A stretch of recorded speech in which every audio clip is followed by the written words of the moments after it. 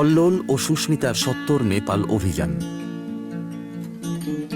বয়স নাকি শুধু একটা সংখ্যা, আর সে কথাটাই আবার প্রমাণ করতে বেরিয়ে পড়েছেন আমাদের দুই অভিজ্ঞ অভিযাত্রী কল্লোলবাবু আর সুস্মিতা দেবী। গাড়িতে করে কাঠমান্ডুর পথে যাত্রা।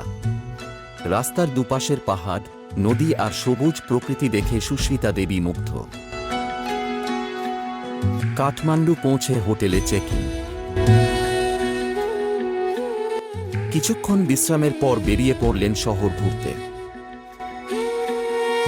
প্রথম গন্তব্য ইসকন মন্দির।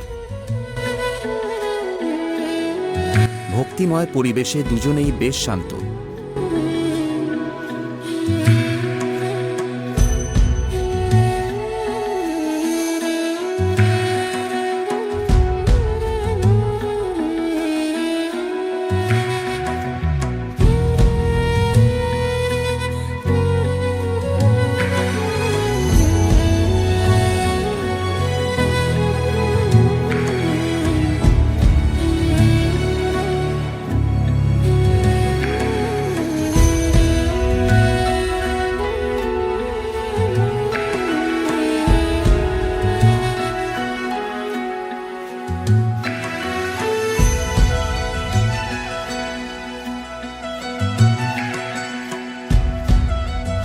এরপর একে একে আরও কয়েকটি মন্দির দর্শন।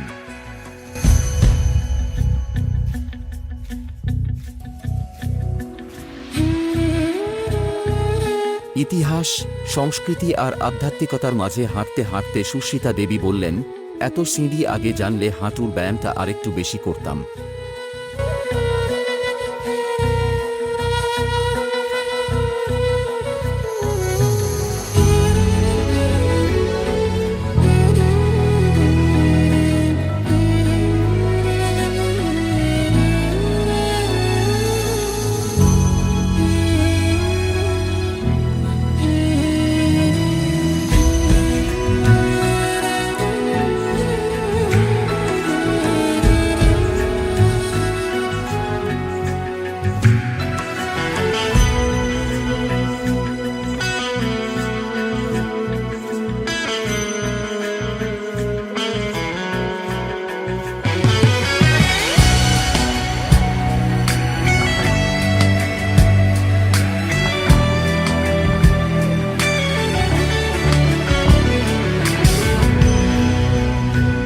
এবার এলো রোপওয়ের পালা। কেবল কারে চড়ে মনোকামনা মন্দিরের পথে। নিচে গভীর উপত্যকা, চারদিকে পাহাড় আর ওপরে ভাসমান কেবল কার। সুস্মিতা দেবী দৃশ্য উপভোগ করছেন, আর কল্লোলবাবু শক্ত করে রথ ধরে আছেন, যেন তিনি নিজেই রোপওয়ের নিরাপত্তা পরিদর্শক।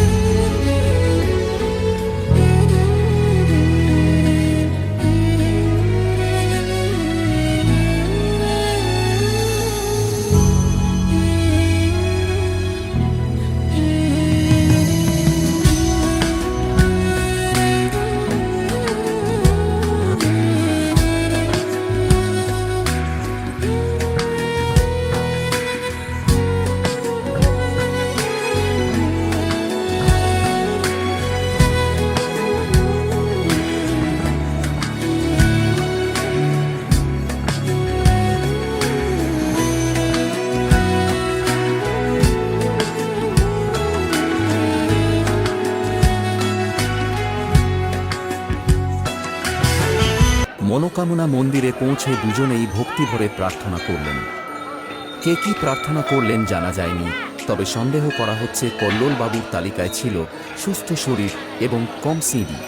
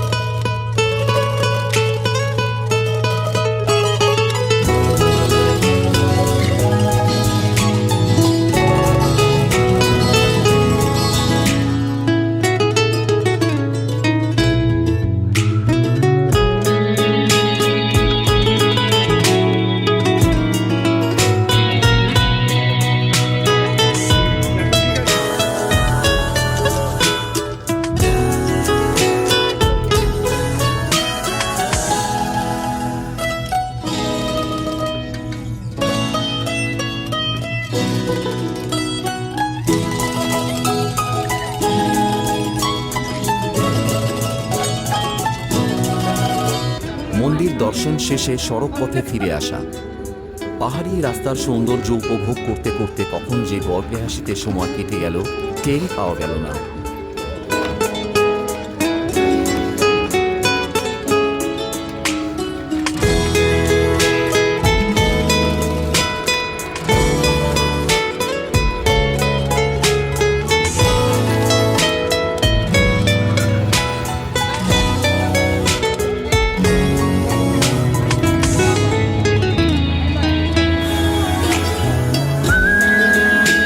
কাঠমান্ডু ফিরে এবার গন্তব্য নিউ রোড মার্কেট।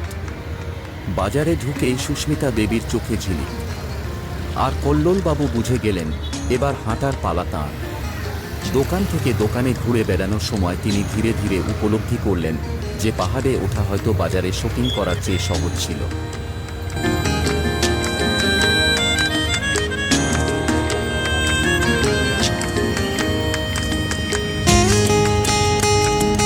এরপর গোশালা এলাকার রাম মন্দির।